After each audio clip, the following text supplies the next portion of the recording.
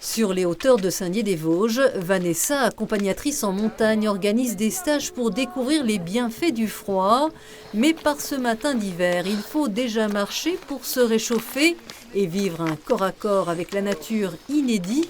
Au moment de se dévêtir, le mental résiste encore un peu. Si on a un bonnet sur la tête, on a chaud. Donc je me rassure avec ça.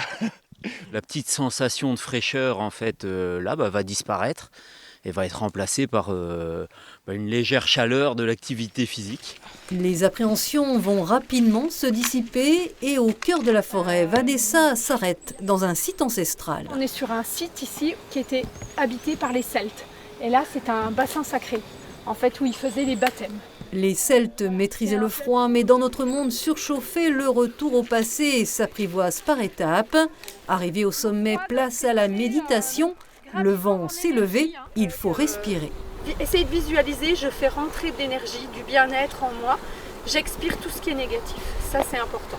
Alors il y en a beaucoup qui me disent souvent « ouais mais moi j'arrive pas à méditer parce que j'arrive pas à penser à rien ». Ne cherchez pas à penser à rien. C'est le corps qui va réagir lui-même en frissonnant, il vient activer la circulation sanguine pour ne pas tomber en hypothermie.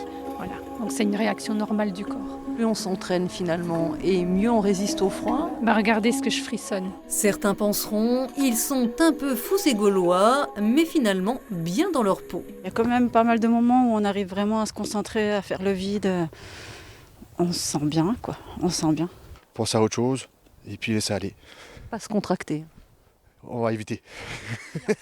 La descente est conviviale et après un temps de réconfort, ils vont atteindre le point culminant de leur sortie dans un lieu préservé, un bain dans une eau à 4 degrés, un véritable choc thermique compensé par une méthode basée sur le principe de l'hormèse. Face au stress, l'organisme s'adapte. Là aussi, concentration et respiration sont essentielles. Il faut une grosse concentration intérieure, très forte, pour pouvoir descendre dedans, surtout se calmer, abaisser son rythme cardiaque. Il y a une phrase que j'aime bien, moi, qui dit « on vient chercher le confort dans l'inconfort ». Et à la sortie, aucun ne parle d'épreuve. La température froide qui vous transit et à l'intérieur, on reprend le dessus et on respire et on essaye de transformer l'air qu'on respire en énergie. C'est une drôle de sensation. Le mental joue un grand rôle dans tout ça et il faut se faire confiance et il faut accepter. L'exposition au froid renforce le système immunitaire, c'est bon pour le corps et pour l'esprit. On déclenche des endorphines. On sait que ces endorphines, par cascade, en enchaînement, c'est très bon à la santé. Ça évite la déprime. Ça vient jouer aussi sur les maladies, sur l'humeur, sur la fatigue, sur beaucoup de choses. Un certificat médical est demandé pour vivre cette expérience qui s'adapte à tous les niveaux pour qui n'a pas froid aux yeux.